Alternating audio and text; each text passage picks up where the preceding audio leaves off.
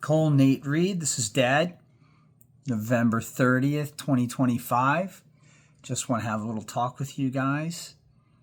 I want to give you some advice that you might not be listening to now, but hopefully someday in the future you may look back upon and ponder at a later time. I'm wearing my favorite shirt just so you can see it. It's My Kids Are Buttheads. Cole Nate Reed. Okay. Sporting my Duro Casio dive watch 106 and my dad's pinky ring. If that thing could talk, the stories that would tell. And then a ring I made myself. But in any case, just wanted to give you guys some advice, talk about some things, and maybe you'll look back on them at a later time and think more of it. But I wanted to introduce you to two men. They're very different legacies. One's a warning sign, and the other one's a beacon of hope. There was one man, his name was Max Jukes, whose descendants were studied. Many traced family lines from him.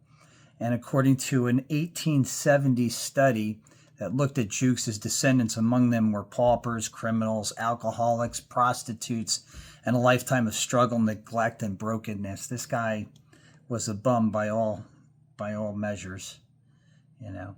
And by contrast, there was another man, Jonathan Edwards, devoted to his life of faith, discipline, education, and he raised 11 children, you know, with intention. He just didn't go about it haphazardly.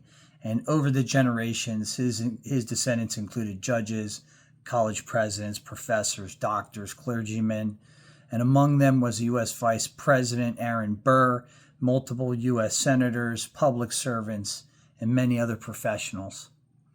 So the main message, what I'm trying to get across to you guys, is that the descendants and the values that you adopt now and how you live and how you treat people, your faith, discipline, integrity, don't just affect you. They echo through your future generations. Okay? If there's generational curses, bad habits, neglect, sin, neglect of faith in the family line, there's value in repenting, not just for yourselves, but praying over your children and grandchildren to break those cycles. It's real important how it is that you live your lives now, you know, because that'll carry through many generations into people you won't even know, you know, many hundreds of years down the line from where you are today.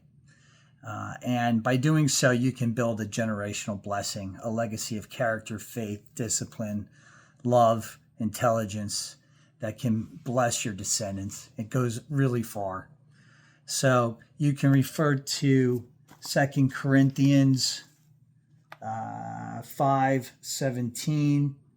Therefore, if anyone is in Christ, he is a new creation. The old has passed away. Behold, the new has come. Right? You can break that if you have any generational, issues. You can break that through, going through the Bible, and that's just one passage that refers to that. That is a foundation that the past doesn't have to define your future, but you can start fresh, and encourage them. Live intentionally now. Choose values, habits, prayers, and discipline. Even if you don't see the fruit now, your children and grandchildren most certainly will.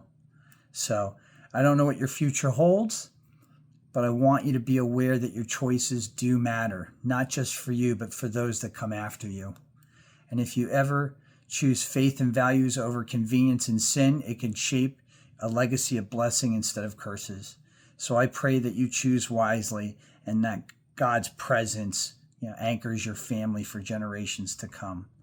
Now, I looked it up. Max Jukes is or was the patriarch behind a large studied family. John Edwards as well was a real historical figure, a theologian, preacher in the colonial America, married to Sarah and father to 11 children. And a major comparative study was made between the Jukes-Edwards families, a study in education and heredity published in 1900 by Robert E. Winship. And it contrasts the descendants of the Jukes and Edwards family over several generations. And according to that study, the descendants of Jonathan Edwards was 3 U.S. senators, 1 vice president, among many other respected roles of judges, college presidents, professors, doctors, public servants, and so on.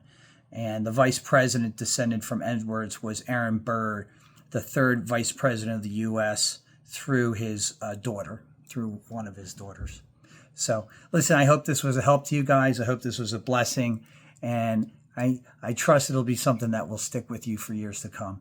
But really live your lives in a way you can be proud of yourselves, because not only is it an impact to you, it'll be an impact to those after you, your descendants, okay? And you want to protect your legacy, right? All right, guys, love you very much, and I'll speak to you on the next one.